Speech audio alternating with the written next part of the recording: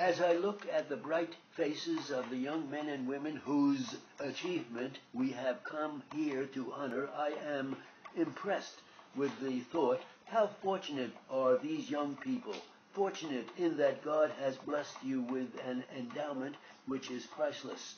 What has been given all of you is the most lasting, the most persistently satisfying, the most all-around useful of natural endowments, a really good mind.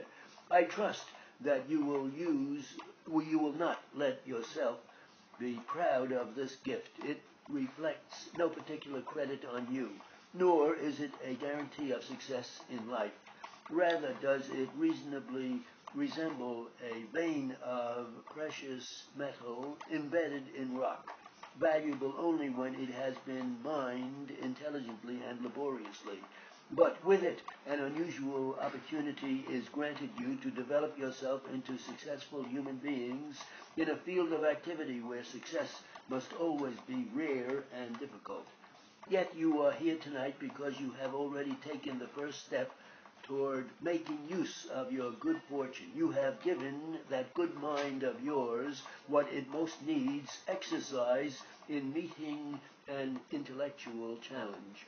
Like most of today's youth, you must at times have felt that you missed something exciting and important because you were born in the 20th century at a time when all frontier areas of this country had disappeared, and with them the adventure formerly enjoyed by many a young man and woman of hewing out their destiny dependent on no power on earth but their own will and ability.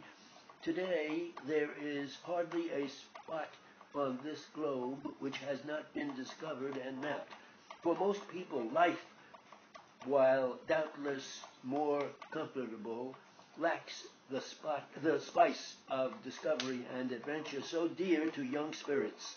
Yet it is precisely in this respect that your good fortune manifests itself most dramatically, for you carry in your own minds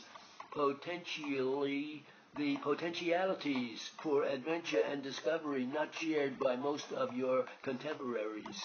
You have as many opportunities for exciting living as people born 100 or more years ago, different in kind, perhaps, but opportunities not one whit less exciting and rewarding than those which vanished at the turn of the century.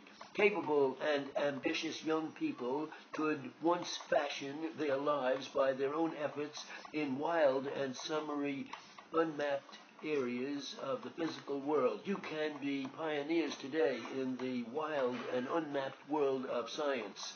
In the short span of 3 centuries, since man first learned to think and experiment scientifically, enormous advances have been made, but enough remains to be discovered and mapped to guarantee excitement and adventure to more young scientists and engineers than we are likely to have for many years to come.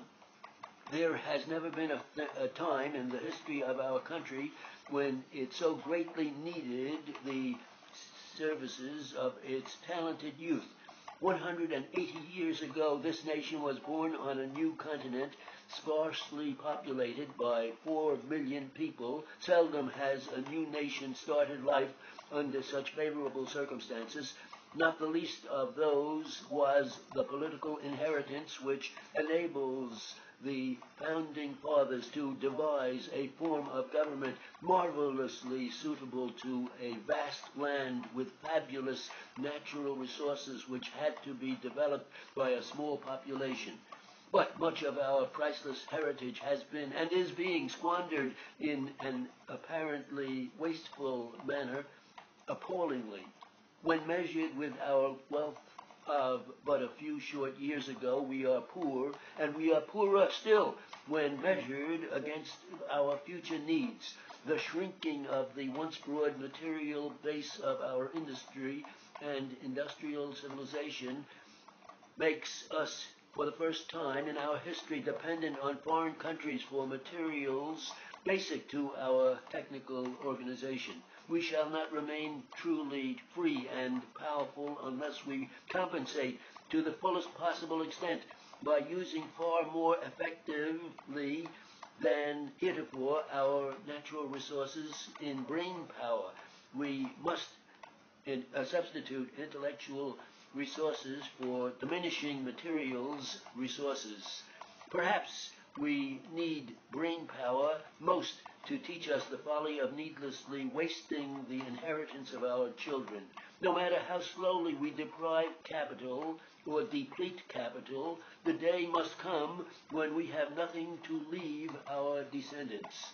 Moreover, the closer we come to scarcity of natural resources, the heavier grows our demand upon the quality of our training and manpower. Just as it is easier to dig a lump of coal from a surface vein than it is to pump oil from a deep well, perhaps buried under tons of seawater, so it is more difficult to release the power locked in the atom than the power held in falling water. Substitution of man-made for natural resources, better utilization of inferior natural resources, elimination of waste, all these demand the raising of our entire body of engineering and scientific knowledge to a higher plateau. I can best illustrate this from my own experience. A nuclear power plant consists of two distinct parts, the reactor proper and the heat exchanger, the valves and the pumps which draw power from the reactor and transform it into electricity. When we began work on the first nuclear propulsion